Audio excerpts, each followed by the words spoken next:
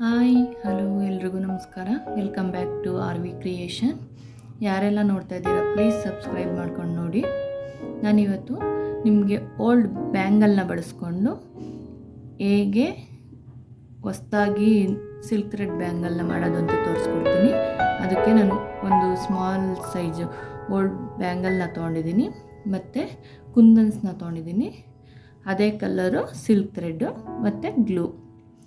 ನಾನೊಂದು ಚಾಪಿಂಗ್ ಬೋರ್ಡ್ನ ತೊಗೊಂಡಿದ್ದೀನಿ ಥ್ರೆಡ್ನ ಸುತ್ಕೊಳಕ್ಕೆ.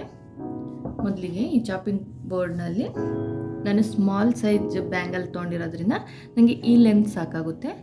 ಅದರಿಂದ ಇಲ್ಲಿ ಈ ಥರ ಇಟ್ಕೊಂಡು 120 ಸ್ಟ್ಯಾಂಡಷ್ಟು ಥ್ರೆಡ್ನ ಸುತ್ಕೊಳ್ಳಿ.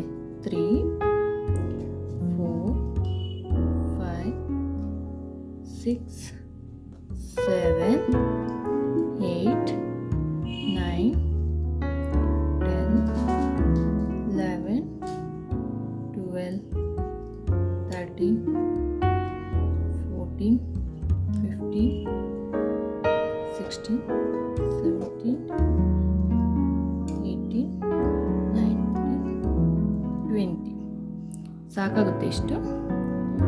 ಆಮೇಲೆ ನೀವು ಬಿಗ್ ಸೈಜ್ ಬ್ಯಾಂಗಲ್ನ ತೊಗೊಂಡ್ರೆ ಇನ್ನೊಂದು ಸ್ವಲ್ಪ ಲೆಂತ್ ಜಾಸ್ತಿ ತಗೊಳ್ಳಿ. ಸ್ಟ್ಯಾಂಡ್ಸ್ ಇಷ್ಟೇ ಇರಲಿ. ಇಲ್ಲಿಗೆ ಕಟ್ ಮಾಡಿ ಬ್ಯಾಂಗಲ್ನ ತಗೊಂಡು ಸ್ವಲ್ಪ ಗ್ಲೂನ ಹಾಕಿ, ಫ್ಯಾಬ್ರಿಕ್ ಗ್ಲೂ ತೊಗೊಂಡಿದ್ದೀನಿ ಇಲ್ಲಿ ನಾನು. ಸ್ವಲ್ಪ ಗ್ಲೂ ಹಾಕಿ ಈ ಥ್ರೆಡ್ ಇರ್ತಾವಲ್ಲ, ಈ ಥ್ರೆಡ್ ಎಡ್ಜ್ನ ಇಲ್ಲಿಗೆ ಪ್ರೆಸ್ ಮಾಡಬೇಕು. ಇದಾದಮೇಲೆ ಆ ಗ್ಲೂ ಮೇಲೇ ಒಂದು ರೌಂಡ್ ಬರೋ ಹಂಗೆ ಈ ಥರ ಸುತ್ತಿ, ಅದೇ ರೀತಿ ಹಿಂಗೆ ಪಕ್ಕಕ್ಕೆ ಬ್ಯಾಂಗಲ್ ಕಾಣಿಸ್ತೇ ಇರೋ ರೀತಿ ಫುಲ್ಲು ಕವರ್ ಮಾಡಿ.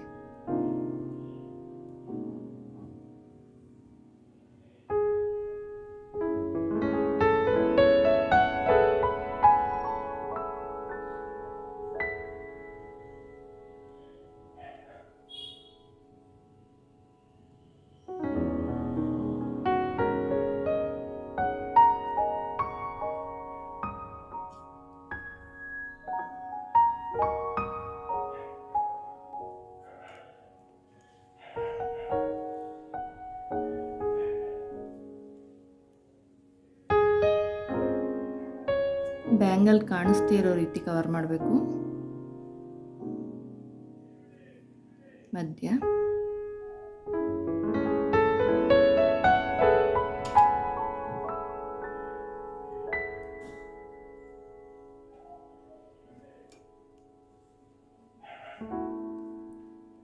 ಹೀಗೆ ಫುಲ್ ಸುತ್ಕೊಳ್ಳಿ.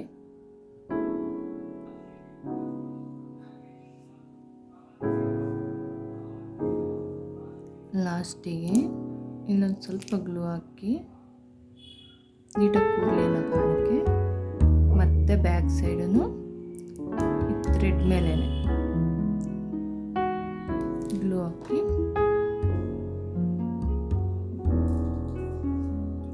ಇದನ್ನು ಕಟ್ ಮಾಡಿ ಇದನ್ನು ಅಲ್ಲಿಗೆ ಸ್ಟಿಕ್ ಮಾಡಿ.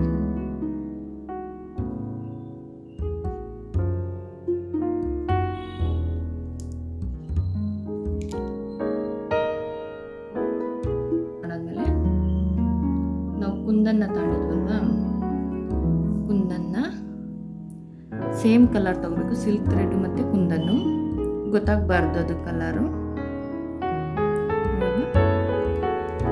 ಗ್ಲೂ ಹಾಕಿ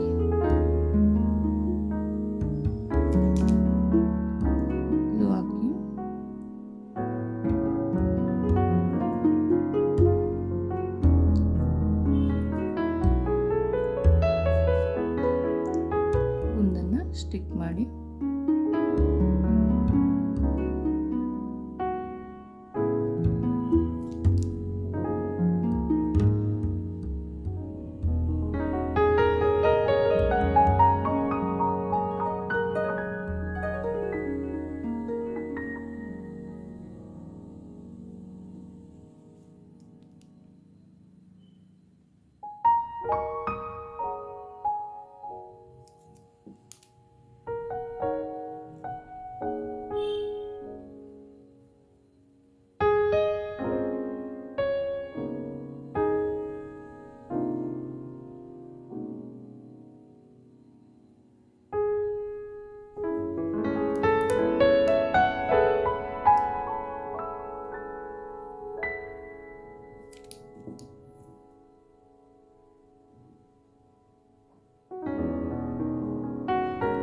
ನಿಮಗೆ ಯಾವ ಥರ ಶೇಪಲ್ಲಿ ಬೇಕು ಆ ಥರ ನೋಡಿ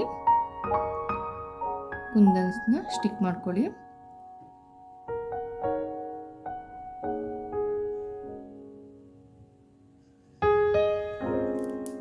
ಗ್ಲೂ ಹಾಕಿ ಅದ್ರ ಮೇಲೆ ಕುಂದನ್ನು.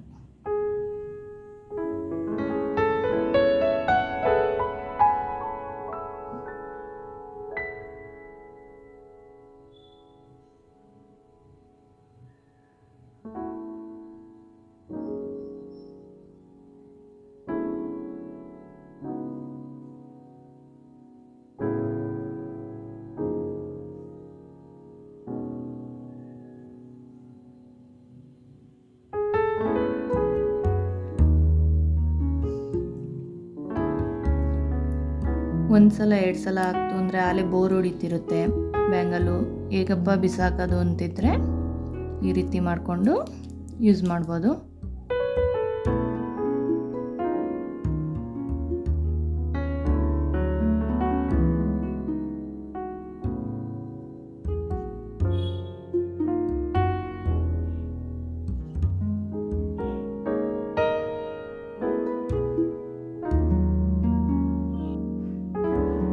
ತುಂಬ ಚೆನ್ನಾಗಿ ಕಾಣಿಸುತ್ತೆ, ಗ್ರ್ಯಾಂಡ್ ಲುಕ್ ಕೊಡುತ್ತೆ. ಸ್ಯಾರಿ ಮ್ಯಾಚಿಂಗ್ ಬೇಕಾದರೆ ಸ್ಯಾರಿ ಮ್ಯಾಚಿಂಗ್ ಮಾಡ್ಕೋಬೋದು.